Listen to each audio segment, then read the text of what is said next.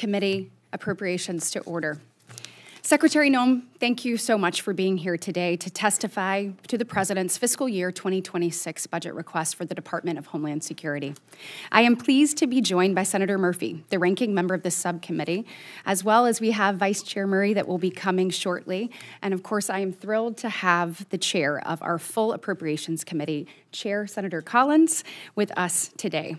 Thank you, Chair Collins, for your leadership on this committee and your tireless effort to get us back to regular order, moving these bills not only through full committee, but making sure that they're seen on the floor. Yep. Since January 20th, under President Trump's leadership, the department has actually become a priority.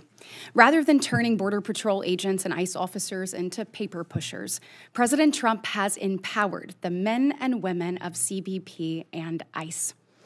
This has resulted in gaining more control on the border and the enforcement of our immigration laws. In fact, President Trump has signed a new law, the Laken-Riley Act, which further empowers ICE to help protect communities from criminal aliens. He has taken swift and decisive actions in other areas, such as restoring the voice officers at ICE and reduce bureaucratic red tape that was counterproductive to achieving the mission. DHS has a vast, important, and complex mission. Its 250,000 employees are responsible for keeping Americans safe from coast to coast, on the water, and in the air. As chair of the Homeland Security Appropriations Subcommittee, it is my responsibility to work with you, Madam Secretary, and my fellow senators to appropriate the resources DHS needs to carry out its mission. One of the most important areas that we must dedicate resources to is border security and immigration enforcement. I want to say thank you to the brave men and women of Customs and Border Protection and Immigration and Customs Enforcement who show up every single day to keep our borders secure, to keep our communities safe, and to enforce our immigration laws. Since President Trump took back the White House, we have seen historically low levels of encounters along the southwest border. In March 2024, Border Patrol encountered 137,473 people. Fast forward to March of 2025, under President Trump's leadership, Border Patrol encountered only 7,181 people. That's a 95% decrease. Thank you, Madam Secretary. Under the Biden administration, there were nearly 2 million gotaways, and in 2023, the Chief of Border Patrol testified that gotaways may have been underreported by as much as 20%. The work that President Trump and this administration have done to curb the flow of illegal migration is truly incredible. We've gone from record high encounters under the previous administration to 2 consecutive months of record lows. Ultimately, that means safer communities and families across our great country. But we cannot let up. We must continue to empower Border Patrol. We want our agents on the line to be equipped with the best tools available. We must also continue the renewed focus on interior enforcement, where we have seen tremendous gains since President Trump took the oath of office. In fact, since President Trump's inauguration, there have been a 153% increase in removals stemming from ICE apprehensions, a true testament to the work done by DHS law enforcement officials that are working to safeguard our communities. As you know, Madam Secretary, the ultimate goal of immigration enforcement life cycle is to remove individuals that are here unlawfully, and I commend your department in the pursuit in the end of that goal. One of the results of our open border policies supported by the previous administration was significant growth in ICE's non-detained docket, growing from 3.7 million at the end of FY 2021 to 7.6 million at the end of 2024.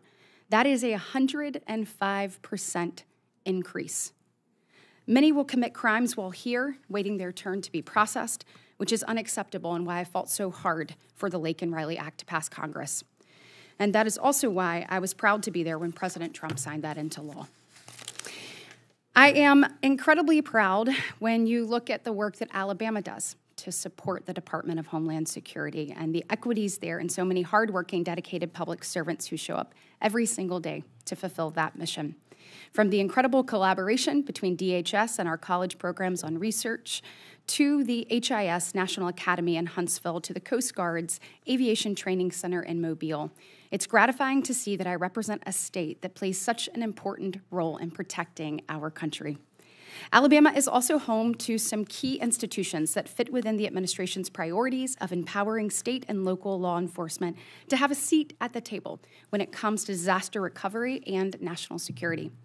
Both FEMA's Center for Domestic Preparedness and the National Computer Forensic Institute in Hoover provide key resources to local officials across our nation to ensure that they are equipped with the best knowledge, skills, and tools needed to protect and serve the United States of America. It is unfortunate that trainings have been canceled, especially at a time when cities across this country begin to prepare for the World Cup and the Olympics. Madam Secretary, I am certainly open to conversations about how all of this evolves, but I want to make sure that we are looking at future threats as well as existing threats, and I believe that we can do both. Another FEMA area that not only saves taxpayer dollars but saves taxpayer lives is the BRIC program. Since President Trump signed the Disaster Recovery Reform Act, which authorizes BRIC, nearly $5 billion has gone to mitigation projects across 55 states and territories and 37 tribal nations that requested funding. This is clearly a popular and important program. The program obviously is not without its challenges. Applying and implementing BRIC grants requires resources to many cities, states, and tribes that they may not have. But rather than ceasing to implement it, we should work together to identify ways that BRIC could be amended to be less complex and more efficient. Madam Secretary, the people up here look forward to working with you and your team. We look forward to conversations about the President's FY26 budget for DHS. From what I've seen, I am personally supportive of zeroing out the Shelter and Services Program, and I look forward to conversations about FEMA, CISA, and TSA. I hope that we will see requests for base increases to CBP, ICE, and elsewhere within DHS. You have an incredibly difficult job, Madam Secretary, and have stepped up to do it during one of the most challenging times. I want to thank you for your service, and I look forward to your testimony today and to working with you and your team to making sure that America's borders are safe and its people are secure. I now turn to Senator Murphy and recognize him for his opening remarks. Thank you very much, Madam Chair. Madam Secretary, thank you for being here. I'm sorry that I missed your call yesterday. I look forward to working closely with you. I say this with seriousness and respect, but your department is out of control. You are spending like you don't have a budget. You're on the verge of running out of money for the fiscal year. You are illegally refusing to spend funds that have been authorized by this Congress and appropriated by this committee. You are ignoring the immigration laws of this nation, implementing a brand new immigration system that you have invented that has little relation to the statutes that you are required, that you are commanded to follow, as spelled out in your oath of office. You are routinely violating the rights of immigrants who may not be citizens, but whether you like it or not, they have constitutional and statutory rights when they reside in the United States. Your agency acts as if laws don't matter, as if the election gave you some mandate to violate the Constitution and the laws passed by this Congress. It did not give you that mandate. You act as if your disagreement with the law, or even the public's disagreement with the law, is relevant and gives you the ability to create your own law. It does not give you that ability. Let's start with your spending. You are on track to trigger the Anti-Deficiency Act. That means you are going to spend more money than you have been allocated by Congress. This is a rare occurrence, and it is wildly illegal. Your agency will be broke by July, over 2 months before the end of the fiscal year. You may not think that Congress has provided enough money to ICE, but the Constitution and the federal law does not allow you to spend more money than you have been given or to invent money. And this obsession with spending at the border, as the chairwoman mentioned, has left the country unprotected elsewhere. The security threats to the United States are higher, not lower, than when Trump came to office. To fund the border, you have illegally gutted spending for cybersecurity. As we speak, Russian and Chinese hackers are having a field day attacking our nation. You've withdrawn funds for disaster prevention. Storms are going to kill more people in this country because of your illegal withholding of these funds. Your myopia about the border, fueled by President Trump's prejudice against people who speak a different language, has shattered many of this country's most important defenses. Now let's talk about the impoundments. When Congress appropriates funds for a specific purpose, the administration has no discretion as to whether to spend or not spend that money unless you go through a very specific process with this committee. Let me give you two of many instances of this illegal impoundment. The first is the Shelter and Services Program. Senator Britt may want to zero that account out, but that account is funded, and it was funded in a bipartisan way. You don't like the program. Your policy is to treat migrants badly. I think that's abhorrent, but it doesn't matter that you don't like the program.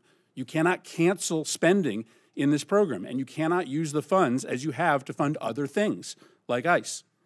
You have also canceled citizenship and integration grants, which help lawful permanent residents become citizens, helping them take the citizenship test.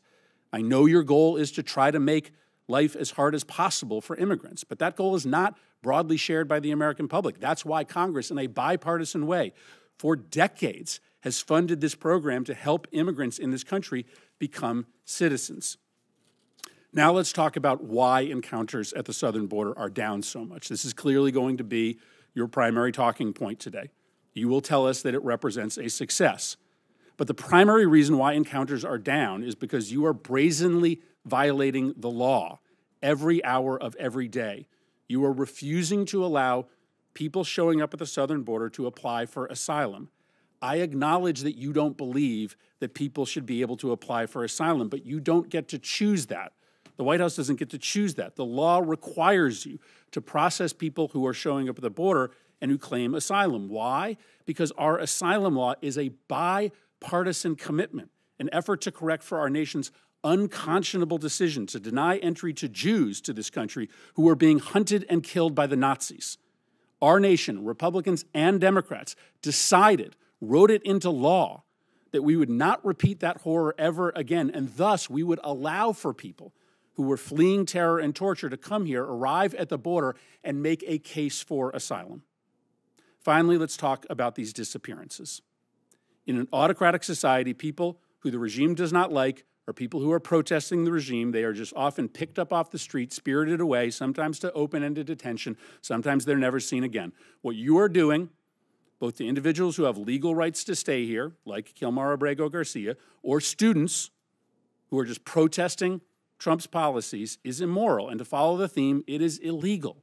You have no right to deport a student visa holder with no due process, simply because they have spoken in a way that offends the president. You can't remove migrants who a court has given humanitarian protection from removal.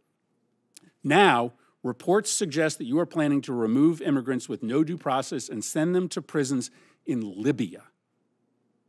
Libya is in the middle of a civil war. It is subject to a level 4 travel advisory, meaning we tell American citizens never to travel to Libya. We don't have an embassy there because it is not safe for our diplomats. Sending migrants with pending asylum claims into a war zone just because it's cruel is so deeply disturbing. Listen, I understand that my Republican colleagues on this committee don't view the policy the way that I do. My Republican colleagues don't share my level of concern for the way that this administration treats immigrants. That's fine. But what I don't understand is why we don't have consensus in the Senate and on this committee on the decision by this administration to impound the spending that we have decided together to allocate in defense of this nation. We as an appropriations committee, we work interminable hours to write and pass a budget. This budget is really hard to write and pass. And so we make ourselves irrelevant when we allow the administration to ignore what we have decided. And then when we look the other way, when the administration rounds up immigrants who are here illegally and have committed no offenses worthy of detainment, we also do potential irreversible damage to the Constitution. These should not be partisan concerns, destroying the power of Congress, eroding individuals' constitutional rights. This should matter to both parties. Madam Secretary, thank you for being here, and I look forward to your testimony. Madam Secretary, let me first explain that Chair Britt is trying to cover 2 different subcommittees. She will be returning, but in the meantime has asked that I take the gavel. And fortunately, that means that I get to welcome you, but also ask the first questions. But first, we want to hear your statement. So please proceed. Yes, well, thank you, Senator Collins, and I do want to thank Senator Britt as well for bringing this group of individuals together for this committee hearing so that we could talk about the priorities of the United States of America and what we can do to work together to secure our homeland. I do want to thank Senator Murphy as well and look forward to our conversations that we can have today and far into the future. In the first 100 days, the Trump administration has already delivered for the American people a drastic turnaround in homeland security, from the southern border to investing in our Coast Guard to cybersecurity, and we are just getting started. I'm very proud of the accomplishments that we have made so far and working with President Trump and his leadership since he took office. At the southern border, we have obtained near total control with a 95% decrease in daily encounters since President Trump took office. March saw the lowest number of encounters in this nation's history at less than 7,200. There were days in there where we had less than 200 encounters a day, which is absolutely remarkable. And again, that is the lowest number of encounters at the border in this nation's history. Under the previous administration, when Joe Biden was the president of the United States, U.S. Customs and Border Protection was at times encountering over 15,000 people per day. This astonishing turnaround is a testament to the resolve and to the leadership of President Trump to make America safe, and to the incredible work of the men and women of the Department of Homeland Security. The secure border has allowed Border Patrol to zero in on the cartels and on illicit activities that are going on. President Trump has designated 6 different cartels and violent criminal gangs as foreign terrorist organizations. This has allowed us to use a whole-of-government approach in how we go after drug traffickers and human traffickers. And in March, fentanyl traffic at the border fell by 54% compared to the previous year. We're enforcing immigration laws to identify, arrest, detain, and remove dangerous illegals from our country. We're prioritizing those who have committed crimes, aliens who are a threat to our public safety and to our national security, especially those who are affiliated with terrorist organizations such as Tren de Aragua and MS-13. This includes those who also have final orders of removal. We've worked to enforce President Trump's America First trade agenda through the U.S. Customs and Border Protection's enforcement. The Biden administration's policies hollowed out our economy and America's industrial base, and it shipped our jobs overseas. President Trump is changing that. His historic actions are proving that tariffs are an effective negotiating tool to address trade imbalances. And in fact, companies are reshoring jobs here every single day. The Department of Homeland Security is reforming, and we're rethinking federal involvement in emergency management. President Trump recently announced that there will be a FEMA review council, which I will co-chair with the Department of Defense Secretary. This council is charged with fixing a broken system that's returning power to state emergency management directors and making America safe. We're also taking steps to defend the nation's transportation systems, which are vulnerable to targets and to attacks. The Transportation Security Administration is responsible for ensuring the security of all those who travel. In a single day, there are over 45,000 flights in this country with nearly 2.9 million passengers in the United States. We're fulfilling our obligation to launch Real ID, which happened yesterday, and we follow federal law as it was passed 20 years ago. Validated IDs will secure travel, safeguard our elections, and make sure that we never open a door to an opportunity for another tragedy like 9/11 again. As technology advances, so do the threats to our nation. And that's why cybersecurity is a crucial component of our security measures we're taking seriously and investing in going forward. Countries like Communist China have built the capability and the intent to infiltrate and potentially disrupt our critical infrastructure. But despite these threats, the Biden administration instead used CISA to play politics and to police speech. Under President Trump, we've been working to get CISA back on mission and make sure that they are securing our infrastructure. The Coast Guard is the only branch of the U.S. Armed Services that are under the Department of Homeland Security. It has many missions with specialized needs.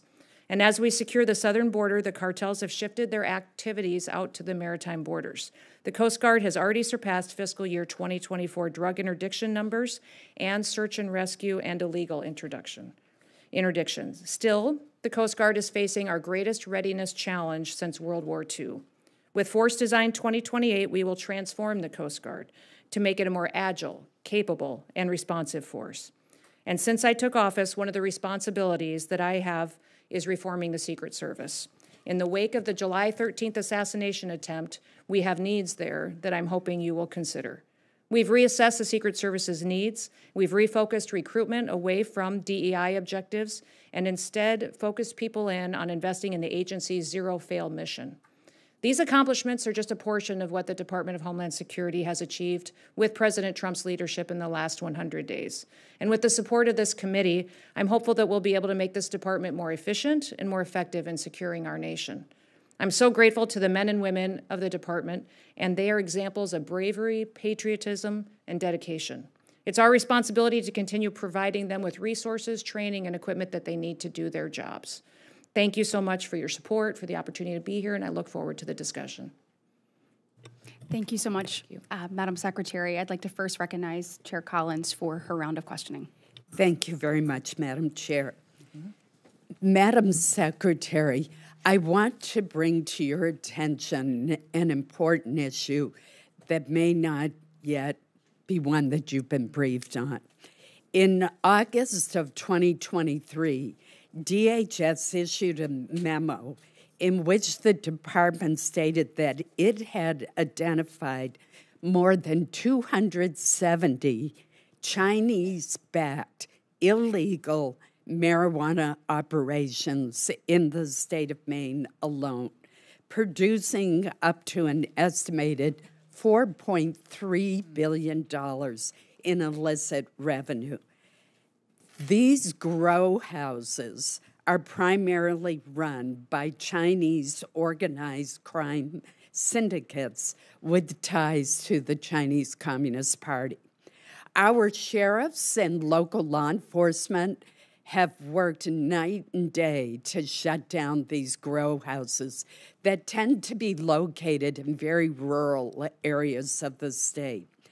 I hope that the president's more detailed budget request includes funding that can be used to help supplement the county, state, and local law enforcement efforts. DEA has also been involved. IRS has been involved. The FBI is starting to get involved, but DHS obviously has an important role to play.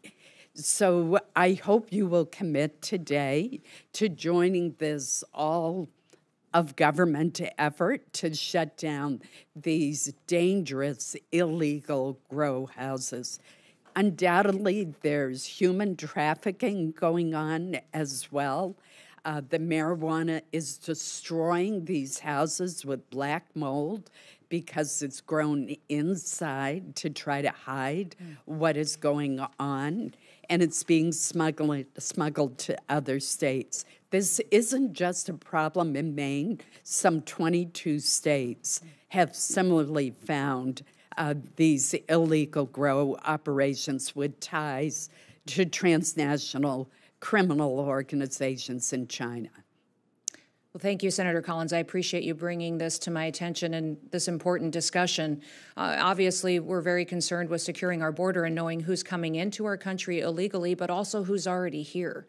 And so you pointing out the fact that we have investments in this country, businesses, and marijuana grow houses that have a presence of ties to the PRC is incredibly alarming. So I agree that we should work together to see what we can do. As you know, the Department of Homeland Security, our mission is to secure the homeland. I tell people quite often that my responsibility lies with everyone who's in this country, comes into this country or leaves, every product that's here that leaves or comes in, and then everything on the internet as well that's communicated or processed.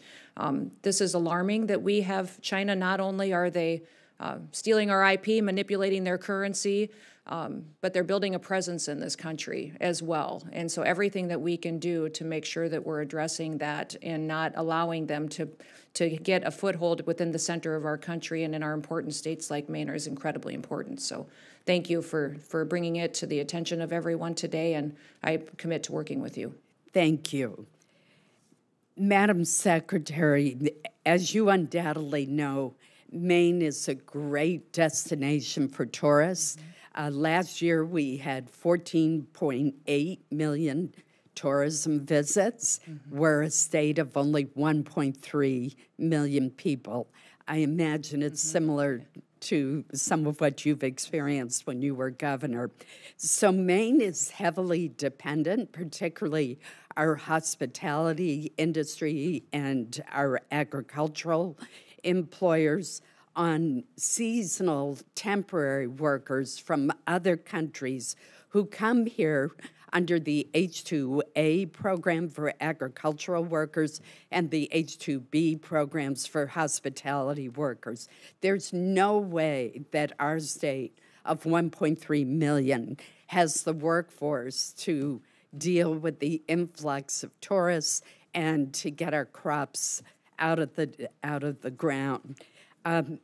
Our small businesses, our inns, our restaurants, and our hotels are perfect examples of where foreign nationals who come to our country temporarily to benefit from, but also contribute to the American economy in a lawful way, are absolutely critical. I know that some of the visas have been released by the department, and I would ask for your help in expediting the release of the H-2B visas, in particular, given the upcoming tourism season. Thank you for that question, Senator. And, as you know, the number of visas allowed is set in statute by Congress, but there is some latitude given to the Secretary. So I certainly take your request and know that many others have asked us to go and give as much latitude as possible, and we are certainly considering and willing to consider that going forward. Thank you. My time has expired, so I'm just going to put one quick item on your radar screen, and that is we're seeing some college students from Canada who go to school in northern Maine at the University of Maine at Presque Isle having difficulty in crossing the border, which they used to be able to do very easily. They're totally legal, they have student visas, but they're being subjected to extensive searches and questioning. I don't want us to discourage Canadian students from studying at the Northern Maine institutions that we have for education. So again, I just want to put that on your radar screen. There are so many others who do deserve scrutiny, but these are duly enrolled Canadian students, and they've been crossing the border for years without trouble, and lately they're being subjected to extensive searches and questioning, despite having their visas and other documents in order. Okay, I will certainly look into that. Thank you. Thank you. Vice Chair Murphy. Thank you very much. Madam Secretary, AI is an enormous growing industry critical to the future economic health of the country. We have had the benefit over the years of the top talent in AI, researchers, students coming to the United States to help us grow that industry. But for the first time in the last 15 years, there are more top talented individuals and workers in AI leaving the country than coming here. And the reason is pretty simple. People who are coming here to work from overseas through the visa program are very uncertain about what their rights are. And that is because of the actions this administration has taken. So I think it's important to get on the record for those individuals who are here currently and those thinking of coming to the United States to work or to study to understand what their rights are. So let me ask you a series of pretty simple questions. Probably the key of right amongst the 5 freedoms is the right to free speech, the right to express your own personal opinion about politics, culture, the economy. Do you believe that you have the right to detain or deport a U.S. citizen for simply expressing their political opinion, a U.S. citizen? No. No.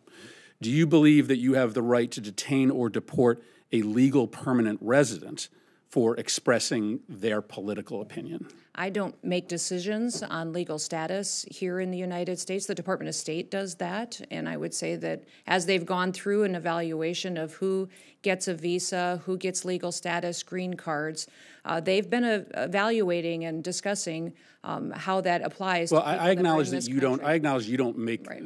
But if someone is a legal permanent resident of the United States, I'm not talking about an H-1B or a student visa holder. I'm talking about a legal permanent resident. If you are a legal permanent resident, do you have the right to detain or deport that person simply for expressing their political opinion? The Department of State makes those decisions. No, and the they Department don't. of Homeland Security. You make that decision about who you have the right to detain or deport.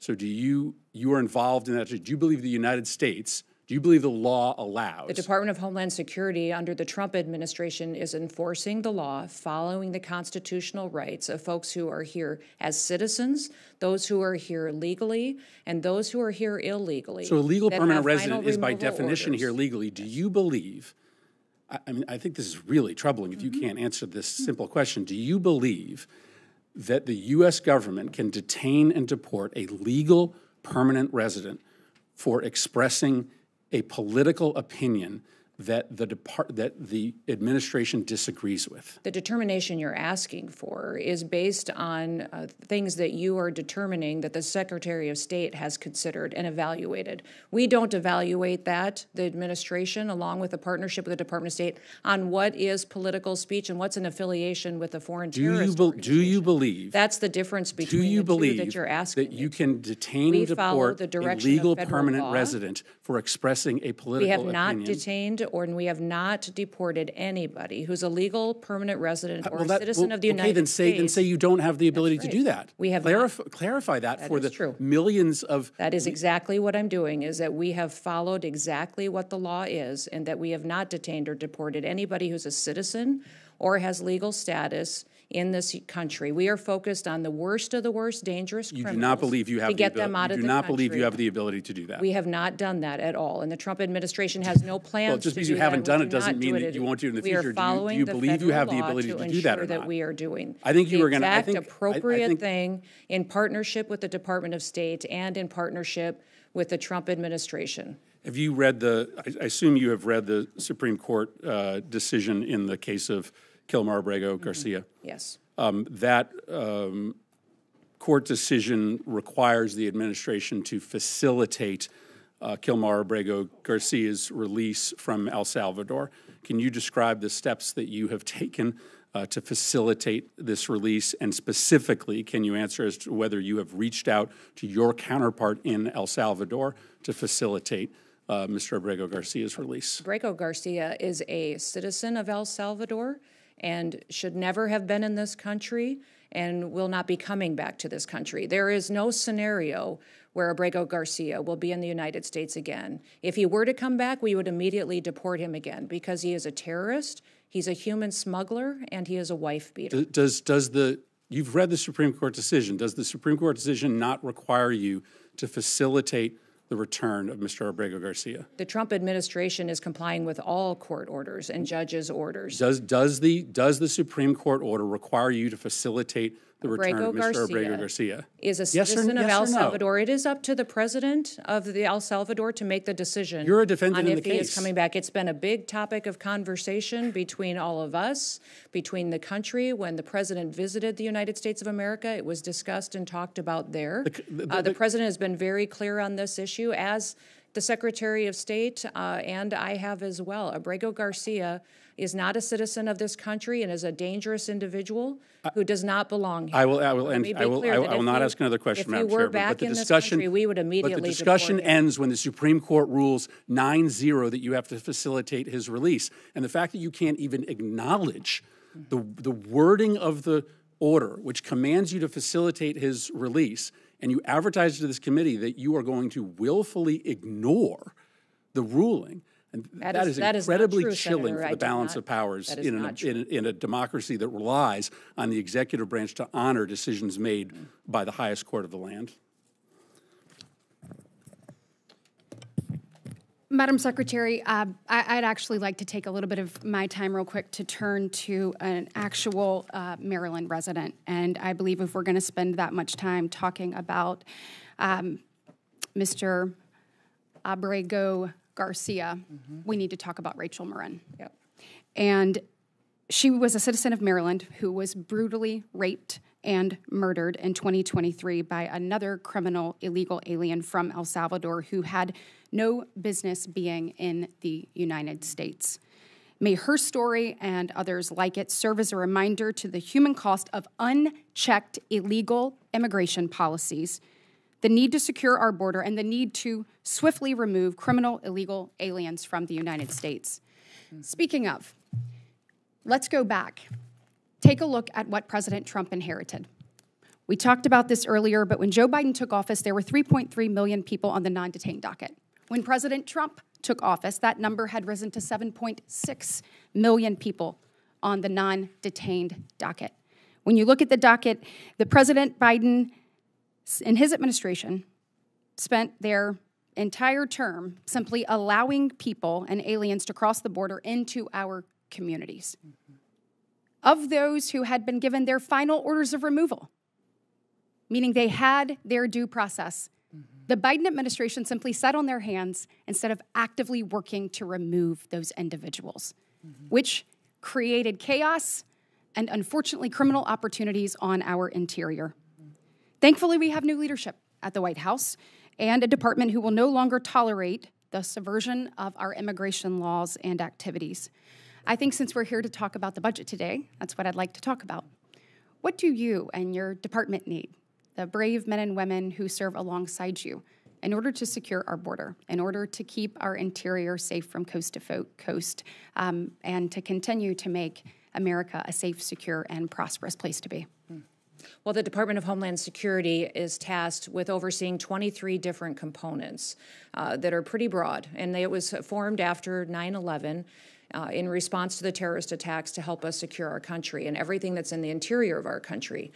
The President's budget request, along with reconciliation package, focus on what some of our greatest threats are that face our future and our children and grandchildren's ability to grow up here and to have a future. And that is continuing to secure our border, to make sure we're addressing technology needs that have been neglected for far too long, get our Coast Guard to the standard to what the missions are requiring them to be at to be successful, building more wall, more agents for CBP, more ICE agents and beds so that we can remove illegal criminals out of this country and dangerous individuals that are threatening our public safety. And then also going forward and looking at how we conduct operations on training our law enforcement officers, how we can put CISA back on mission at focusing on cybersecurity. The requests going forward focus in those areas and TSA so that we have the technology upgrades that we need to really make sure that we are doing due diligence to secure our country and the systems that help run our critical infrastructure.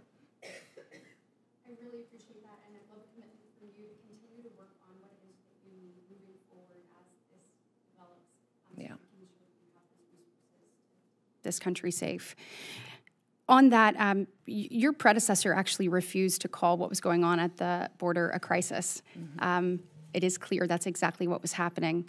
You also have shown that coming in, we did not need any new legislation to actually secure the border. You have taken action. President Trump has taken action to secure it. I mean, creating a space that we haven't seen in decades. You talked about a number of things. One of the things you just mentioned was a border wall.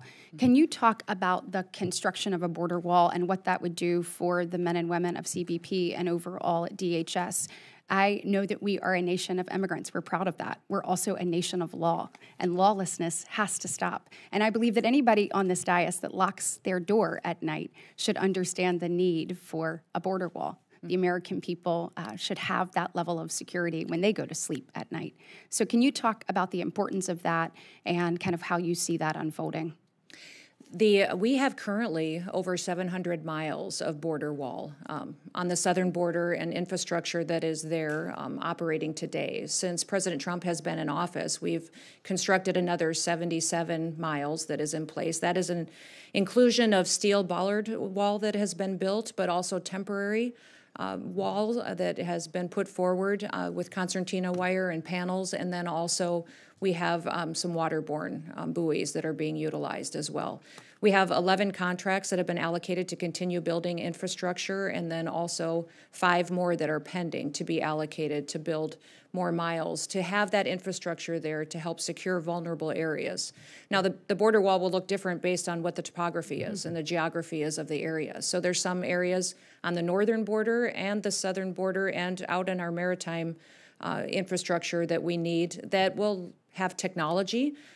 It'll utilize Aerostar systems, radio frequencies, satellite systems. Those upgrades just simply haven't been made or prioritized under the last administration and need to be done. So we will use a combination for what's appropriate out there for the topography and working with the local states and tribal areas to make sure that it's something that secures our country, but also is something that they can help support and secure as well. Thank you for that commitment. Vice Chair Murray. Thank you very much, Chair Britt, and I look forward to working with you and Ranking Member Murphy in this Congress. Madam Secretary, as Senator Murphy mentioned in his opening statement, Secretary Noem, under your leadership, we have seen you ignore our appropriation laws, our Constitution, common sense, and even basic humanity. And like a lot of Americans, I really have been horrified by the lawlessness and incompetence and cruelty that we have all witnessed. And for all the talk about going after criminals, you have sidetracked DHS staff who are investigating drug dealers, terrorists, human traffickers, and rather than photo ops, we need more of your focus on providing basic diligence, because your crackdown has roped in American citizens and people who are here legally with no criminal record. Now, I'm not going to ask you whether that was right or wrong. I know it's wrong. The world knows it's wrong. And I think the first thing the history is going to say about your leadership is that you were responsible for many of these travesties. So I'm deeply concerned. You've deported a 4-year-old U.S. citizen with cancer. You've disappeared people to a notorious prison in El Salvador. And you have spent $100 million in taxpayer dollars to air TV ads thanking President Trump. That is really reckless. It's unacceptable, and in my opinion, can't continue. The American people are paying for this with our taxpayer dollars and with their most basic rights. Now, in the last 3 months, you have frozen or canceled over $100 billion in funding that was approved by Congress, bipartisan. We are talking about everything from disaster relief to grants that keep people safe. But when my staff has requested information on the status of this unacceptable holdup, the department failed to provide any acceptable justification. This illegal freeze, and it is illegal, is taking a real toll on communities who are waiting on the investments that Congress has delivered. So will you commit to immediately unpausing these funds? Well, Senator, thank you for covering a lot of topics there. Let me touch on a few of those right away. Well, what the Trump administration is doing is enforcing the law for the first time. Under the Biden administration, I'm asking you about the funds. Illegal aliens were prioritized over American citizens. Now the scales of justice have been leveled, and Madam no one Chair, is treated better than anyone else. I asked you a Citizens are question. treated the same, Madam and these Secretary, illegal aliens I know your and criminals answer. are being I heard deported. it previously. I'm asking you a specific The grants that you are referencing, Correct. The grants that you are referencing have been paused and reevaluated to make sure that they are truly being spent in the way to which they were appropriated. Well, many of these grants were being diverted Madam into Secretary, things they were never intended. These funds were passed on a bipartisan basis by members. Absolutely, in and the this Biden Congress. administration perverted them in how they used them, diverted them to facilitate illegal immigration, to house people in places like the Roosevelt Hotel, who held illegal criminals We're that took talking, the life Madam of Chair, Laken about Riley. $100 I think all of us billion. have recognized It is not that credible the to victims me that here are all the the people who have recipients died of that, and lost their children because Madam of this Secretary, situation. it is not credible, Madam Chair. It is not credible that $100 billion is used to break the law. That just cannot be true. And let me change this a little bit. On the other hand, I am very concerned that DHS is now dramatically overspending funding that Congress has not provided. If you were a CEO doing that, I don't think you'd be in your job long. We need accountability, and we need answers. And that includes informative responses to oversight questions sent to the department over the last 3 months.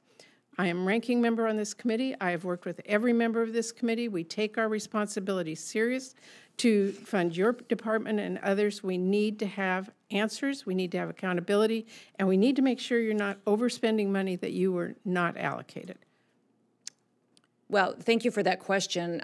I will be very really clear a in the question, it's a fact. statement. Do you want me to respond? Well, you can. Well, I've worked many jobs in my life, but I also have been a CEO. I've run I'm not businesses. I've been a questioning your governor. credentials. I'm and it questioning is your spending. We are prioritizing where our security needs are in this country, and we are hoping that this body will agree that reconciliation is necessary to address the things that have been neglected in this country for too long, that we have the technology upgrades, the manpower upgrades that are necessary. So the $170 billion request for the Department of Homeland Security Madam is Chair, incredibly my time is important running to make out, sure and we I have the do have a tools that couple we of need. additional questions. The fact is that you've not been given this funding. Saying that it's going to come in reconciliation that has not passed is not an acceptable answer. I did want to ask about FEMA and disaster relief. This is really important. A lot of disaster relief has been politicized. You've endorsed eliminating FEMA outright. We have seen an upheaval at FEMA that is going to put lives in jeopardy. 1 in 5 FEMA employees have been pushed out, taking this administration's so-called buyout offer. We are losing indispensable staff just weeks away from fire and hurricane season, and over $100 billion in disaster relief and FEMA grants are still being held up. DHS is making it a lot harder to qualify for relief, something people in my home state of Washington are experiencing firsthand. Multiple requests from governors have been rejected in recent weeks, including a request from our state. And we haven't been given any response about this, and I'm watching this and I'm thinking, has President Trump directed you to prioritize funding for Republican states? Absolutely not. Have you directed your staff to prioritize funding to Republican-led states over Democratic Absolutely states? not. Have There your is, staff under this administration, there will not be any politicization of support, relief, FEMA assistance, or grants given based on politics. Well, every single person there will be is a treated the same. clear It will be very trend, different than the Biden Madam administration. Secretary, there's a clear trend of Republican-led states getting very fast responses and funding. Democrat-led states are being forced to wait. We have never treated FEMA as a partisan issue in this country. Thank you, Madam Chair. Thank you. Senator Capito. Thank you, Madam Chair and Ranking Member, and it's great to see you, Secretary Noem, and it was a pleasure to serve with you in the House for so many years. I just want to make a statement in the beginning because this chart, which you can't see, but many of us have seen, the blue lines being the number of people that were coming across the border during the Biden administration, and then the red is what you and the President have done over the last 3 months.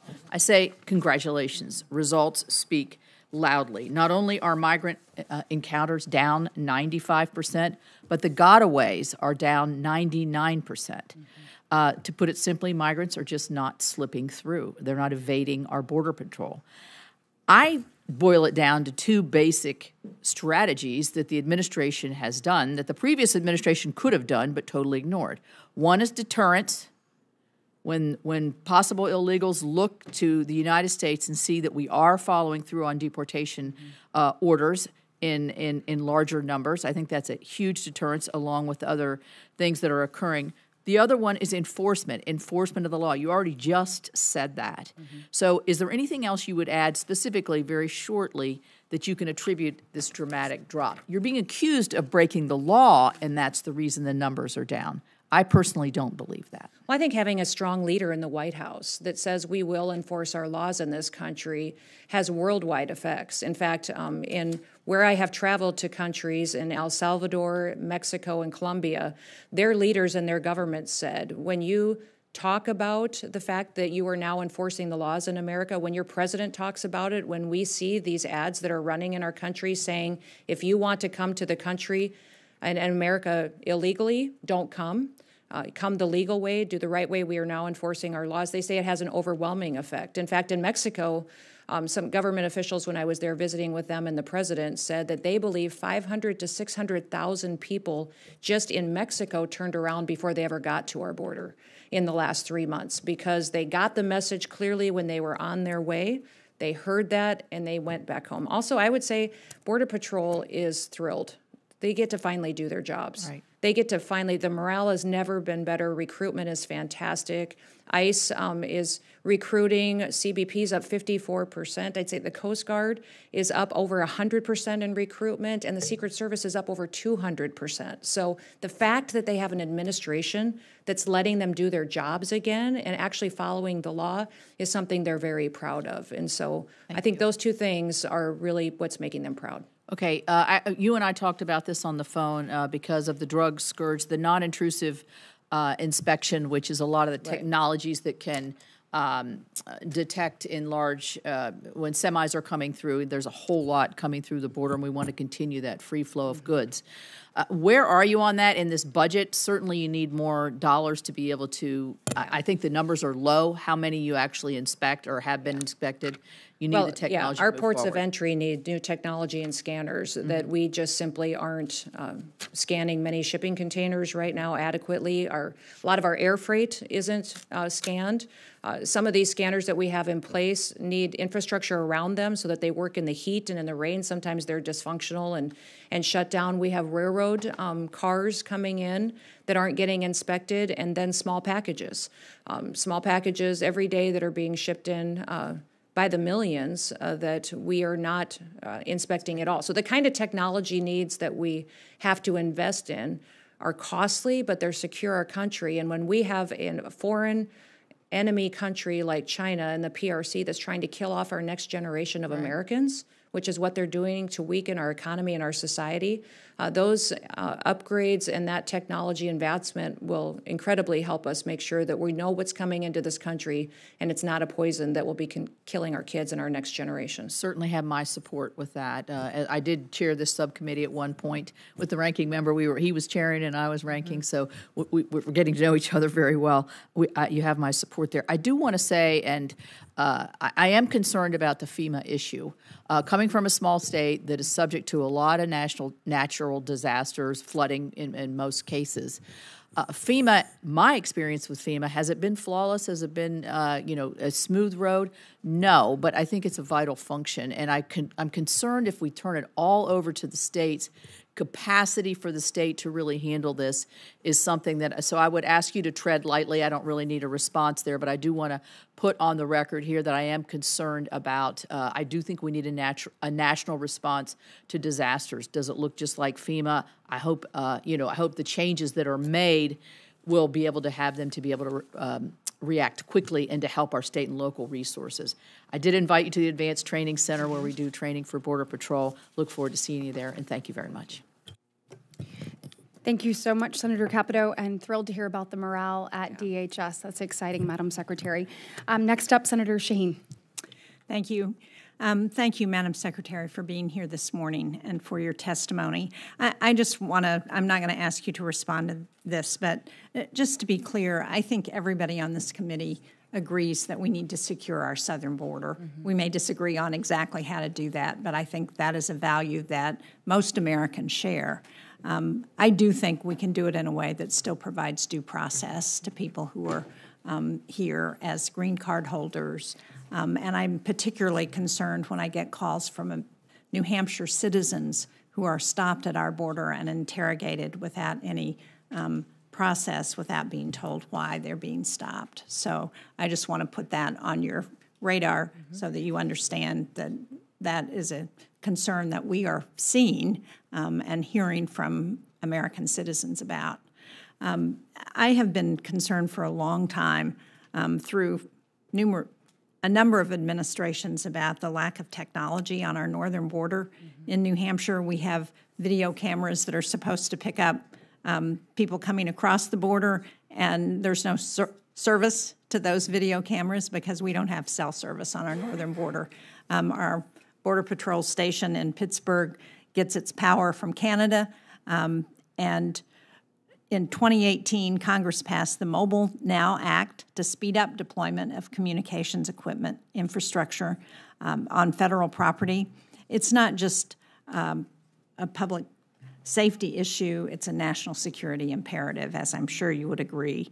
So understaffing, however, and red tape means that getting folks connected still takes way too long, and we've had some issues with the department in trying to get some of this equipment that we need on our northern border. So will you commit to ensuring that DHS will move expeditiously to improve communications infrastructure along New Hampshire's northern border? Yeah, Senator, I will work with you on this. This is something that's come up several times with many of our senators and congressmen and women that represent the northern border. And I think that's a concern I hear quite often from people is with all the focus on the southern border, are you neglecting the northern border?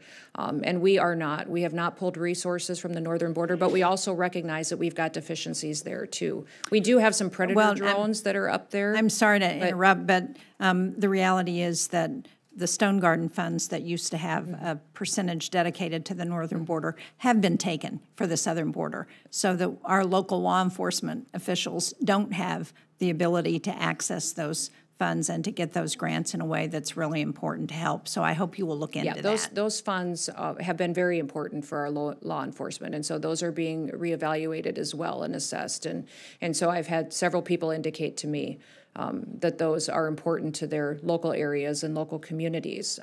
The cameras you talked about, yes, do need to be fixed. The cell phone service and their reliance on that is not dependable, and we need the new technology upgrades in order to make sure that we can keep those operating. And we need more UAS and counter UAS technology at the northern border as well. I understand that ICE has entered into an interagency agreement with the Bureau of Prisons to hold ICE detainees in our federal prison in Berlin, FCI Berlin, New Hampshire.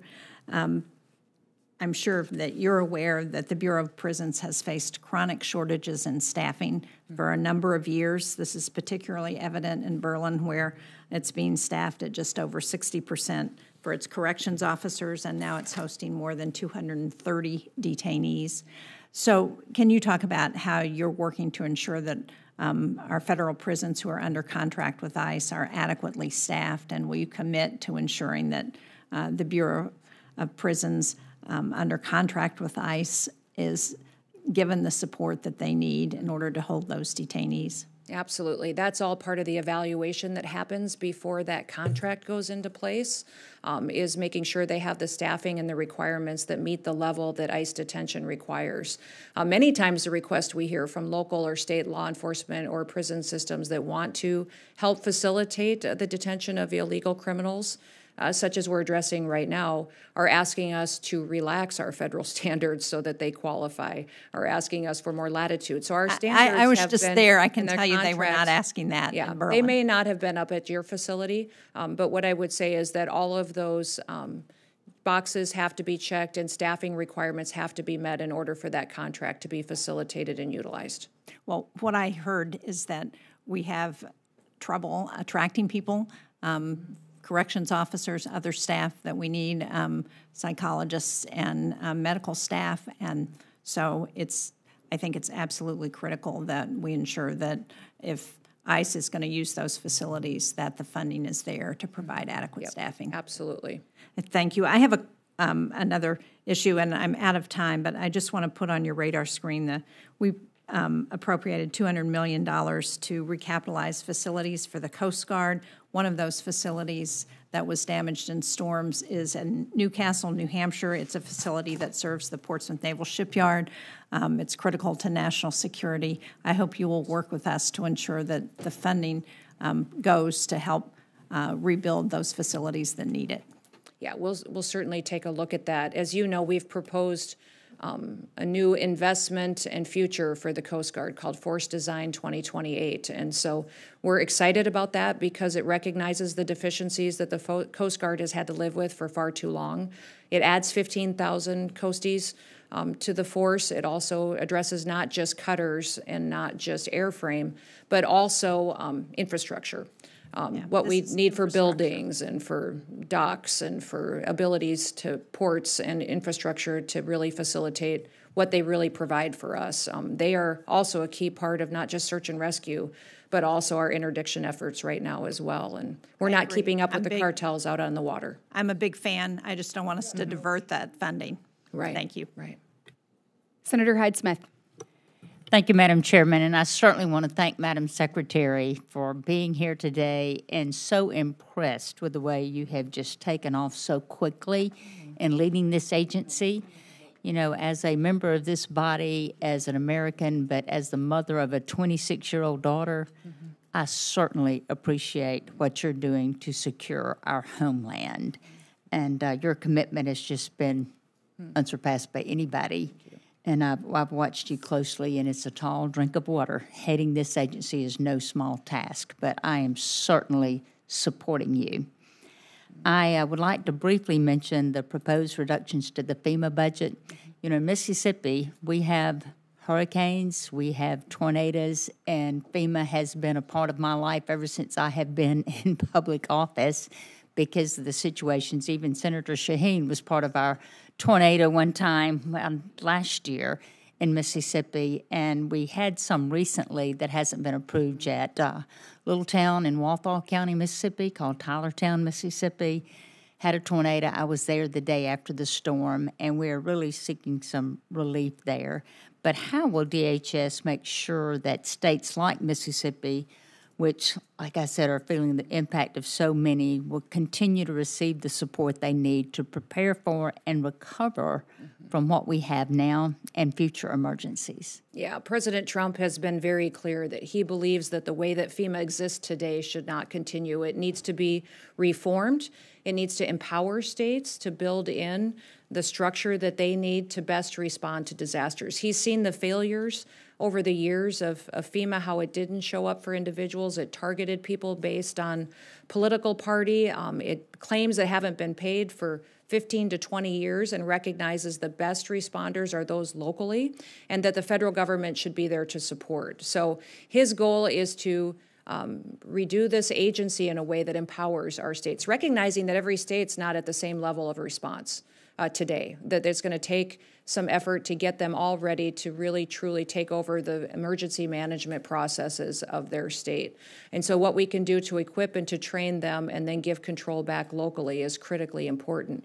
Also, the grants that have come through FEMA, making sure they're not being abused to facilitate illegal immigration, to focus on true resiliency, on true helping building dams and infrastructure, culverts that are the right size, instead of using them for bike paths and shade trees like the Biden administration does. So making sure that the dollars that we have in this agency, which consistently is spending in the red and not able to be budgeted for because of what happens, he wants to make sure that those reforms are happening where states are empowered to do the response and trained and equipped, and then the federal government would come in and support them and financially be there when they need them on their worst day. Thank you, because there's many days we really need them. And Mississippi also has a proud legacy of supporting DHS missions across multiple domains, from helicopters flown by the Coast Guard and the CBP to the national security cutters and future polar security cutters built in Pascagoula, Mississippi. So our state plays a central role in helping secure the homeland. But what I would like to highlight today is a wonderful program at Mississippi State University that supports DHS. And as you may be aware, DHS Justice Next Gen program at Mississippi State serves an incredibly valuable resource. And the primary mission of this is to serve the operational entities within DHS through research, development, testing, integration, and the evaluation of UAS, the unmanned aerial systems, and related technologies to that. But the Justice Program has credited MSU with a number of developments that have enhanced the technology and the efficiency for the operational components. So we're real proud of that. But as we look ahead, I hope that you will view justice as an important effort. And do you have any thoughts on these programs or similar programs? Yeah, the Justice Program is very important and is being continued going forward. And we recognize the partnership that we've had with so many states in these projects. So that is something that the Department of Homeland Security is very willing and able in the future to partner with you. Well, it takes so much to make these things successful, but we're really proud of that. And again, thank you for everything you're doing. You are doing an incredible job, and I am thrilled that you are there. Thank you. Senator Van Hollen. Thank you. Thank you, Madam Chairman. Madam Secretary, it's good to see you. Good to see you, too. And I was glad to see in your recent testimony that you reaffirmed your obligations to uphold the Constitution of the United States. And I understand you had an exchange with Senator Murphy on the Abrego Garcia case. And so I'm just going to put the question directly to you. Are you or DHS doing anything to comply with the 9-0 Supreme Court order to facilitate his return to the United States? Just yes or no. This administration is following all federal court orders. Madam Secretary, this is a simple question. question. It's the president's prerogative on conversations that Madam happen Chair, with the president of El Salvador. I ask a simple question. We have a limited amount of time. I just asked you, Madam Secretary, whether or not you or the Department of Homeland Security are taking any action to facilitate the 9-0 Supreme Court decision to facilitate his return. This is a very simple question. Are you taking any action to facilitate his return, or are you not? This administration is following and complying with all federal court orders so, to make sure that we So you are, because the court ordered that you facilitate his return, so you are facilitating his return. Sir, Senator, thank you for the question, but what I would Madam tell you Secretary, is that we are following court orders Madam and Secretary. that your advocacy for a known terrorist is alarming to me. Madam Secretary. It's alarming to me because he's a human smuggler. Madam he's Secretary, I'm going to have to reclaim and my a terrorist, and he's not a U.S. citizen. He's a citizen of El Salvador, and he's home. If he were to come back Madam here, Secretary, we would take him immediately all right, back I'm going to have Salvador. to, Madam Secretary, you should know a couple facts then, which is, number one, in 2019, the immigration court said that he should not be returned to El Salvador because it would put his life in danger. The Trump administration at the time did not appeal that decision. After that, he got a work permit and was working legally in the United States of America. This is also why the district court and the appellate court and the Supreme Court have ruled as they have. I suggest that rather than make these statements here, that you and the Trump administration make them in court under oath, because despite what you just said, the federal district court whose judge is hearing this case right now said, and I'm quoting, that the administration has provided no evidence linking Abrego Garcia to MS-13 or any other terrorist activity. I'm not vouching for the man. I'm vouching for his due process rights. Yes, you are, sir. You've No, been no, vouching no, for Madam him. Secretary, with I would respect. suggest that you defend and Madam, stand alongside the victims of illegal crime. This is political in this country, rhetoric. the citizens who live here and are United States Americans. I would suggest you advocate for them as hard Madam as you Secretary, do those foreign terrorists. I know you're doing a political speech No, here. I'm I not, get it. sir. I'm asking questions of law. No, you're just I spewing truly rhetoric. believe this. I Well, you're truly believe spewing this rhetoric. as an Let American. me ask you this: Do you agree? Do you agree with Justice Scalia in the Supreme Court opinion in Reno v. Flores that, I'm quoting, "It is well established that the Fifth Amendment entitles aliens to due process of law in deportation proceedings." End of quote. Sir, we are utilizing every due process tool that this Congress has afforded us. The Congress decides what Madam due process Secretary, is appropriate for every situation. Expedited removal is a due process that you have afforded us that we are utilizing. The Alien Enemies Act I'm going is to another reclaim tool my that time, we're Madam utilizing. Secretary. So You we are are, giving due Madam process Secretary. and using the tools Madam that Secretary, this Congress has given this us. is really, I'm asking sort of simple questions of law, and simple questions like, are you complying with the 9-0 Supreme Court decision? And you seem to think that's some kind of trick question. Let me ask you this. You were down at CCOT in El Salvador, and you said, and that I'm quoting, "It is one of the tools in the toolkit that we will use." And it's well known that the Trump administration is paying the government of El Salvador to keep these individuals, including those who the U.S. courts have determined were illegally taken out of the country in violation of their due process rights. Have you seen the grant document between the United States and the government of El Salvador with respect to the CCOT? It's important that everybody knows the consequences of what happens for their actions in this country. When you break the law and you're a member of a foreign Madam terrorist Secretary, I asked you a organization, there are question. Have you consequences seen to the that. document? This is not hard. Yes, I have. Okay.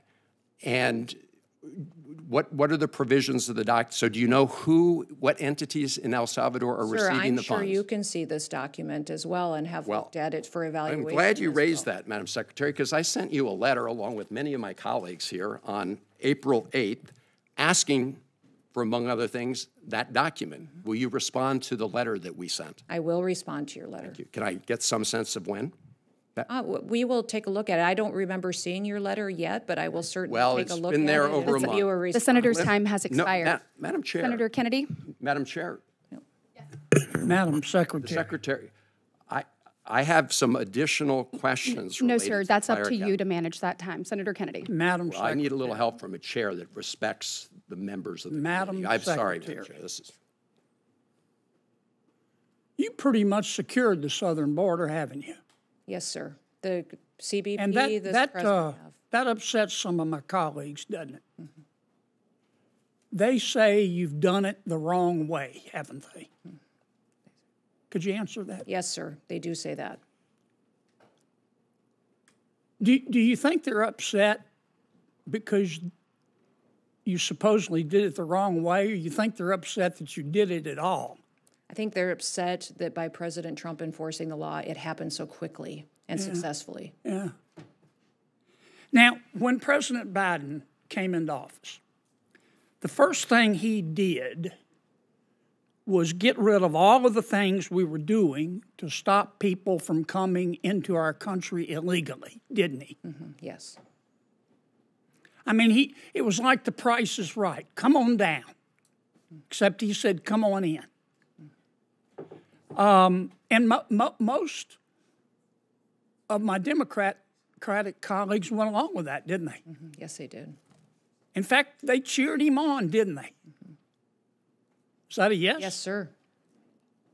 How many people do you think President Biden let into our country illegally? Just give me a ballpark figure. Sir, we don't know for certain, but we believe it could be upwards to 20 million people that are illegally in this country. So that's like adding 10 Nebraskas to our country, isn't it? That's correct. Why do you think President Biden and my Democratic colleagues did that? Do you think they believe in open borders? I think they believed in open borders and letting people come into this country that would affect our society and criminals. Those other countries emptying out the worst of the worst, their mental institutions, their prisons came in here and jeopardized, and known terrorists. Well, only one or two circumstances are possible, it seems to me. Either President Biden and the Democrats who supported him believe in open borders, or the people that President Biden put in charge of securing the border, you wouldn't trust to run a snowball stand, right? That is correct. So nobody is that incompetent. So it has to be, they just believe in open borders, do they not? Yes, because I know the people who were securing the border and they weren't allowed to do their job. Do you think they believe that vetting people at the border is racist? Yes, I do. I think by the way they allowed people in and granted them immediate parole status. Do you think that President Biden and some of my Democratic colleagues, I don't want to paint with too broad a brush, Madam Secretary, thought of these foreign nationals in our country illegally as potential new voters? I do, sir. Okay. If you're an ordinary American and you oppose illegal immigration, but you support legal immigration, does that make you a racist? No, sir. No, sir, not at all. It just means that you believe there should be a rule of law, and that's what America was built on. And that's what you've been enforcing, right? Exactly. We have been following the Constitution and the rule of law in this country. And I want to be sure I understand, because there's been a lot of confusing testimony here. You've secured the border, have you not? This administration has, yes, sir.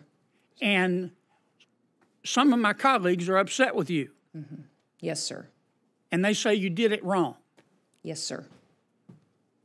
And do you agree with me that what they're really upset about is that you did it at all? Yes, sir. Okay. I want to ask you a last question about our federal judiciary. I've said repeatedly that all of us has a moral and a civic obligation to follow federal orders, and I stand by that. But there have been a lot of national injunctions, universal injunctions issued to try to stop you from doing your job. Where were these judges when people were breaking the law and coming into our country illegally? Were any of them speaking up and issuing national injunctions against the Democrats? I don't believe I can be specific about every single judge, but these judges that now are trying to stop us from enforcing our laws, I don't believe or recall them Can you being think, vocal then. Madam Secretary, of one single solitary federal judge who, when President Biden and my Democratic colleagues, not all of them, but many of them, Gentleman's time has expired. Secretary or Senator Murray went on over about 2 minutes, so I'm going to take a minute. Senator Van Well, if Hollen you just got can- shut down. Yes, right if on you the can, zeros. if you can finish your question. Can you recall one single solitary federal judge when President Biden and my Democratic colleagues were letting 20 million people come into the country illegally? I don't recall. Can you think of Thank one you. single solitary judge you. that issued a national injunction more than to one stop question. them? No, I can't recall I one. can't either. If there weren't you, for Senator double Kennedy. standards Madam around Chair, here, Okay. Madam there And wouldn't so be any Senator Peters. standards at all, Madam Secretary. Thank you. Committee, Thank Madam you, Chair. Senator Kennedy. I'd- Senator Peters. Madam, let me just say, let's apply the rules fairly. Senator Van Hollen was asking tough questions, but was shut down pretty immediately when his time was expired. Can we at least have a commitment, Madam Chair, that senators on this committee will be allowed to submit questions for the record, Absolutely. and that you will Yes. Absolutely. ask the secretary to answer those questions? Absolutely. Yes. Senator Peters. Thank you, Madam Chair. Secretary Noem, good to see you again. See you. Secretary, I certainly appreciated your commitment during your confirmation hearing before my committee on fully staffing the Gordie Howe International Bridge between Detroit and Canada. As you know, one of the busiest border crossings in all of North America. It's scheduled to open this fall. It's going to be a big deal. But my question for you is, how are preparations going for the opening of that bridge? Obviously, your department will play a big role in that opening. Yes, we're excited about it. We're thankful that the construction has been completed and that it's working well, and we're excited to coming up there and having the celebration with you. Do you have the resources and personnel in place now? Yes, we do. Good. I also appreciated your commitment to fully building out the Northern Border Mission Center, which will be located at Selfridge Air National Guard Base to coordinate all that goes on along the northern border. How is the build out of that center progressing, please? It's going well. It's on track. I haven't heard of anything that has been delayed, and I can get you a more detailed update, though, if you would like one. I would. If we could follow up that'd be great. after this hearing, I would appreciate You that. bet. As ranking member of the Homeland Security and Government Affairs Committee, I have sent you 9 letters since you have been sworn in as Secretary of Homeland Security. So far, I've received only 2 replies, and quite frankly, one of those was completely unsatisfactory. And while I understand you've had a busy start, like you have a lot on your plate, including travel, responses to congressional oversight requests are a priority. And I think you hold that view, but we're not seeing it being demonstrated, unfortunately. So my question for you is, when can I expect responses to these letters? And can you commit to getting me responses certainly before our budget hearing, before his GAC coming up? Yes, absolutely. Sir, I was unaware that you had that many letters out yet. I know some of the letters you requested had a lot of data to gather and information, and so that may be a delay on a couple of them, but we will get those gathered and get them to you. As you know, when I came into this role, we had a backlog of letters from senators and congressmen up to 4 years, where the previous administration did not respond to any of you. That was a universal complaint I had from Republicans and Democrats. Well, we want to see that change. So Yes. If we could get this back, these letters back as quickly as possible, I'd appreciate that. You bet. As you know, Madam Secretary, Congress spent years creating CISA, clarifying its mission and ensuring that the agency can employ the most skilled federal employees to protect our federal cyber networks and critical infrastructure from attacks. During your confirmation process, you stated that you wanted to get CISA back on mission, but quite frankly, you were very light on specifics of what that actually meant. Now that you've been in your position for several months, could you explain to us in detail what getting CISA back on its mission means? And I mean, with some specificity, which offices and programs in CISA do you consider to be off mission, and which ones do you consider to be on mission? Well, as you know, CISA, under the last administration, got involved in being somewhat of the role of the Ministry of Truth. They were defining what was misinformation, disinformation. They were out doing election security missions, what were censorship, and deciding what was truth and what wasn't truth, and we have eliminated those functions within CISA. CISA was created to be an entity that supported small and medium businesses and also critical infrastructure, Yes, our electrical grid, our water systems, that are vulnerable to hacking attempts and influence from foreign countries, but enemies of the United States of America. So we are building out those. And I agree with all this. I just limited time here. Yep.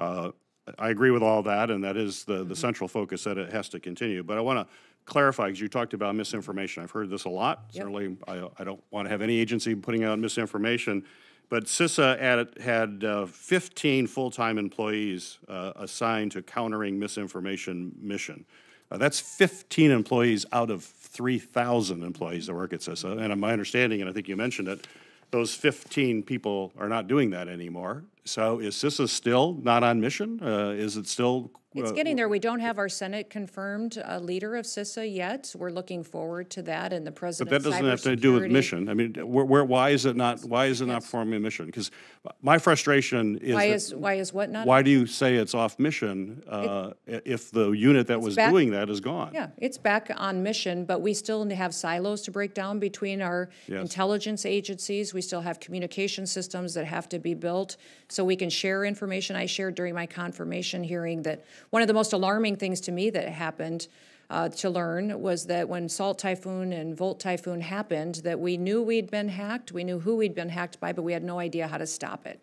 And so building those relationships with the private sector to help us go out there and really get the information that we need to get the technology and expertise to get in front of those bad actors that would infiltrate our systems, I think is incredibly important. So making sure that we have those partnerships to get them with us, sharing information and advice and wisdom on how to stop these hackers before they steal our critical information is very, very important. If you know better than anybody, better than I do even, that we have 10 of the 16 critical infrastructure components under the Department of Homeland Security. So this is a top priority of President Trump. So it is on mission now.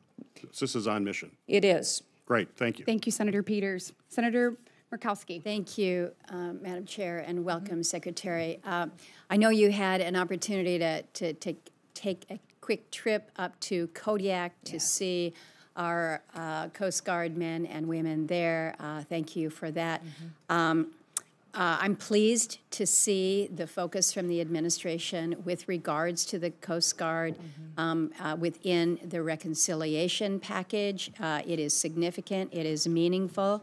As I'm looking, though, at the skinny budget that we have here, I'm wondering whether or not the administration's budget request increases the Coast Guard's top line, because as important as it is to do what we're doing in reconciliation, we want to make sure that the service has the sustained funding and support that it deserves in annual appropriations. So I don't know if you want to speak quickly to that. Well, yes, Senator, it is. We're building out the Coast Guard into the future. We have a request in for 15,000 more individuals that would come in and be a part of the organization. So it's not just the investment in the cutters, which we discussed, as well as, airframe that's been grounded because it needs to be replaced and we can no longer repair it.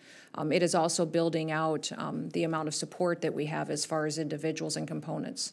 I want to ask about not just the ships, the cutters, the airframes, but the people and where those people live. It was several commandants ago. It was Commandant Zukov who promised that Kodiak, Seward, Sitka, Ketchikan, they were going to get these fast response cutters. Well, the FRCs are out there, but what hasn't come through is the shoreside infrastructure upgrades. Sitka and Seward continue to be left hanging. And so the ships that were due to come to them are being parked in other communities. I mean, we are not only 1 year off, 2 year off, multiple years off.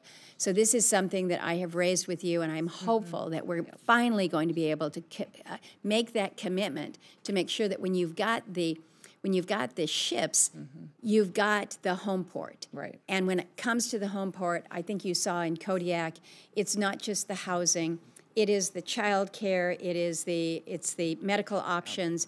And so I'm hoping that as we're looking at this a revitalization of the Coast Guard that is so overdue, and I so appreciate the focus that the administration is placing on this, that it really is this whole package. Right. Yes, absolutely. And when on Force Design 2028, I'll get you the details on that so you can see that infrastructure is being addressed. And that was one of the things that was discussed quite extensively when I was up there with the Coasties and folks that were serving, was how challenging it was to be in a remote area and not have the access to basic needs that they have for their family, as well, especially medical care and specialized medical care. So it is big. So I'm glad you had an opportunity to see that. I want to shift here with regards to parole and temporary protected status. We have a relatively significant population of immigrants in Alaska that are under patrol or TPS or both.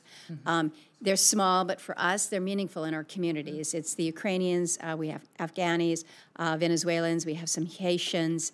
The majority of these folks are just truly valued members of their new community. They're helping us meet workforce needs and really contributing to the tax base here.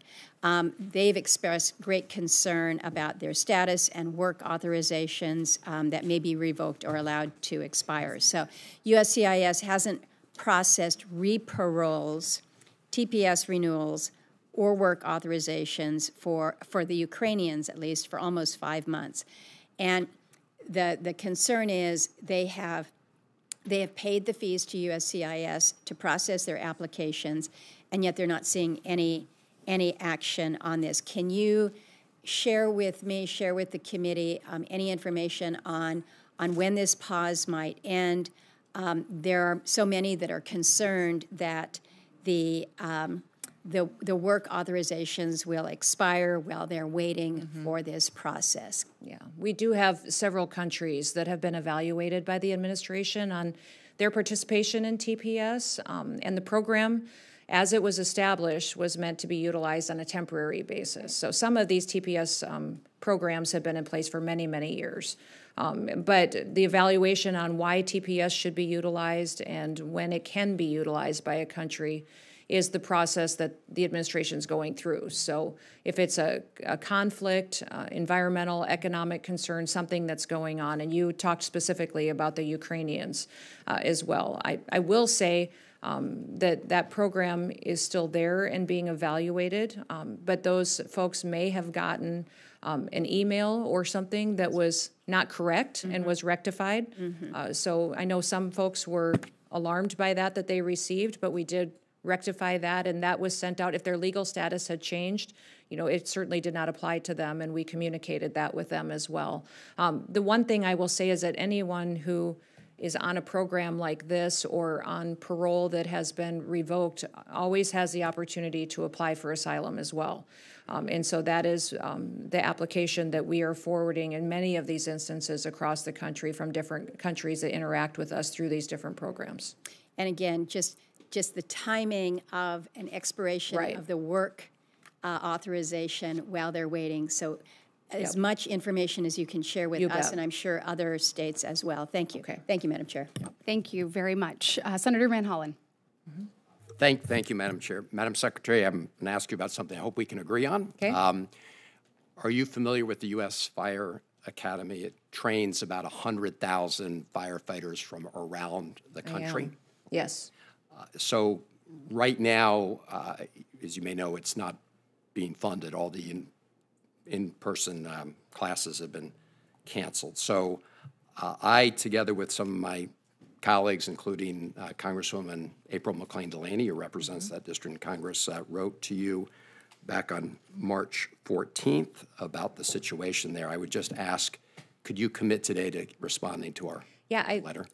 I believe we did respond, even if it may have just been recently to you, but those grants and programs are being facilitated, and those dollars will be forwarded. So that is something that if I didn't get that back to you, we will get it to you within 24 hours. Well, that would be some good news to come out of the hearing, because we really have not heard a thing. I'm reading from a headline: Trump officials silent as firefighters lobby to reopen training academy in Maryland. This is an article from yesterday. So if you're bringing good news today that we're going to renew funding for the National Fire Academy? That is the direction that we are taking, and we will get that information to you. Thank you. Yep. Thank you, Madam Secretary. Thank you, Madam Chair. Thank you, Senator Van Hollen. Senator Haggerty. Thank you, Madam Chair. And Secretary, it's great to see you again. Good to see you, too. I really want to thank you and President Trump and all the men of the Border Patrol and ICE for the incredible amount of work that has gone on in a very short period of time to secure the border. It's made a huge difference in my home state. It's going to continue to make a difference, I'm certain. And I very much appreciate your efforts to bring these illegal aliens to justice as well. President Trump promised to deliver the most secure border in American history, and the two of you have delivered on that promise. Encounters at the southwest border are down 95%, and under the Trump administration, getaways are down 99%. Congratulations on that. The Trump administration has ended the crisis that the previous administration created at the southwest border, and you've done it, frankly, in a matter of weeks. My colleagues, and certainly President Biden, argued that we needed new legislation to address the situation at the southern border. I think what you've demonstrated is that was absolutely not the case. I'd like for you, if you would, Secretary Noem, to paint a picture for us. How was it your first day when you arrived at the agency? What sort of state of affairs did you walk into? I want the public to understand how poorly managed the situation was that you've taken on. Well, Senator, thank you for the question. I would say that overwhelmingly it was a night and day difference as soon as President Trump was sworn into office, because immediately the message was sent out to everyone who worked in the Department of Homeland Security that we were now going to enforce the law in the United States of America, that we were going to be able to let people do their jobs, which had been so frustrating for so many of our CBP and ICE officers and those who partnered with them. They felt as though they had been facilitating an invasion of our country, and the fact they grew up in these communities. Many of these officers were raised in Del Rio and El Paso and Tucson, and they were, just devastated by what the change they had seen. So the fact that they got to do their jobs again was overwhelmingly, I believe, why this was a success in securing our border, knowing who comes into this country, and stopping those who shouldn't. President Trump, what I'm proud of is that he has removed 252 known terrorists from our country just since he's been in office. Thousands of criminals and illegal aliens that have perpetuated violence on our communities. And I think the employees and the officers that are a part of the Department of Homeland Security are proud to be a part of the solution that's making America very safe again. Can I stay with the comment that you made, or a term that you used, invasion? Yes. Because what we saw over the prior 4 years was the largest invasion of our country that we've ever seen. It was. I don't think the American public understands this because it was obfuscated in the media. But could you just break down for us and explain to us how the Biden administration facilitated the invasion of over 10 million people illegally entering this country in 4 years? Yeah, absolutely. Their lack of enforcement of our laws and their policies facilitated people being welcomed into our country, telegraphed around the world that come to America, the borders are open. When you get there, someone will give you asylum, you'll be protected, will give you housing and food and medical care, free medical care, billions of dollars spent by taxpayers to give them more advantages than what the average United States American citizen gets. That was very clearly telegraphed by their policies, and it devastated so many of our communities. I think most people also recognize that when you welcome people from around the world, you're going to get bad actors too. You're going to get cartel members taking advantage of the situation, terrorist organizations that are going to infiltrate our country, people who have been kicked out of their own countries for reasons that their country would not tolerate. They came here to find a safe haven, and Joe Biden gave them that opportunity. So, it is going to be a big job to clean up the mess that they created, but President Trump is determined to do so, and overwhelmingly, the American people support him in that. They are so thrilled to get these dangerous people off of their streets. When I've been out working with the frontline individuals in the Department of Homeland Security, with our officers, with those that are emergency responders, you can be in New York City, you can be in San Diego, you can be anywhere, and people that are walking their kids to school in the morning are walking by the operations going, thank you. One last point. Thank you for being here. The situation in my home state, we're losing about 3,000 kids a year to fentanyl, to overdoses. We've got human trafficking happening from Memphis to Nashville and beyond. And I really want to know, I think the American people expect that this border will be secured, that we can get this stopped, but what resources do you need to make that happen that you don't have today? Well, you've seen the request from President Trump in reconciliation and in his fiscal year budget. He is doing due diligence to make sure we have the resources that we need to really secure our border, but also to make sure that we are stopping this poison in our communities. It's giving us enforcement tools, more officers out there, more agreements. You've seen us implement 287G with local law enforcement officers and state law enforcement officers that will get us, compound our efforts out on the ground. Give us more individuals to clean up the mess. But we also need the technology at our ports to scan packages that come into this country. We've collected, I think, over $36 billion worth of tariffs against other countries because of what President Trump is doing to make sure that we're putting jobs back in the United States of America. But CBP is the ones that are collecting those tariffs, but they also need at our ports of entry scanning technology. So we know what's coming in packages, what's coming in by air freight, that we just haven't been doing due diligence under the Joe Biden administration to really know what the threats are and how those dangerous chemicals and poisons are coming in. Thank you, Senator Hagerty. For the last round of questions, Senator Murphy. Thank you. Madam Secretary, one of the accounts that right now is being impounded, I mentioned it in my opening statement, is the Shelter and Services Program. I certainly understand that as a program that Republicans, unfortunately, have not supported, but it was a major element of the budget that we passed, and thus far there are somewhere in the neighborhood of $600 million that you have not expended. Can you commit to this committee, understanding that you have the ability to decide how that money is spent and who gets that money within the parameters dictated by Congress, but can you commit to this committee that you are going to spend the money in the Shelter and Services account according to the authorization provided to you by Congress? Sir, we have followed authorizations and the law and how these dollars are being spent. We are not conducting any impoundment. And as you know, under the previous administration, the Shelter and Services Program was being used to facilitate illegal immigration and shelter for criminals in many areas. And so we are using those dollars to how they were intended by Congress when those dollars were put into that program. But you haven't spent really any of those dollars other than those that you've reprogrammed. I certainly understand that you do have a right to spend a little bit of time on review, but you do have to spend those dollars. Can you commit to us that you are going to spend the dollars in the Shelter and Services Program on the functionalities and programmatic parameters authorized by Congress? We're going to follow the authorities that we have under the Department of Homeland Security and the administration for how Congress appropriates funds. Absolutely, we will follow what is authorized and what is the process for how those are traditionally spent. Madam Chair, my guess is that the administration is not going to spend any of the SSP dollars, that by the end of the year, those dollars will not be spent. And I raise this issue because I admit that this was a priority for Democrats, and that money was included in the budget in exchange for other funds that were priorities for Republicans. If we now live in a world in which the administration spends down the accounts that were priorities for Republicans and does not spend down the priorities that were priorities for Democrats, I don't know how we do a budget.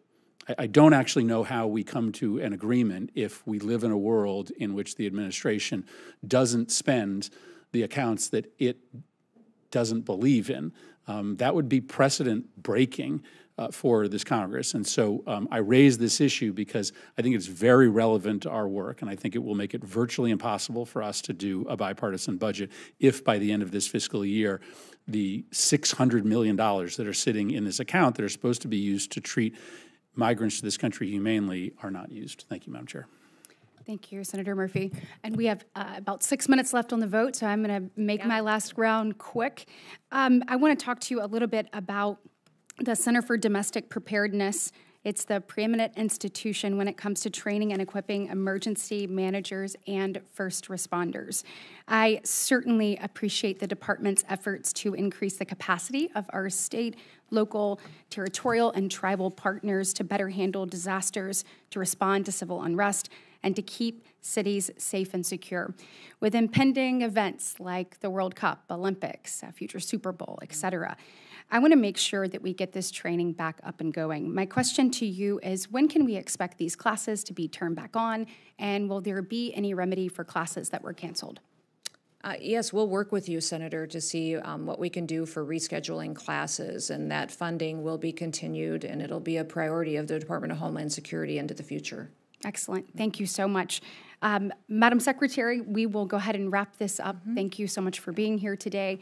I know that we can obviously disagree on policy across this dais, but we certainly agree that we want to make sure that we get timely responses. And on that note, for closing, we will have questions for the record will be submitted and then due on May 15th, so 7 days from now.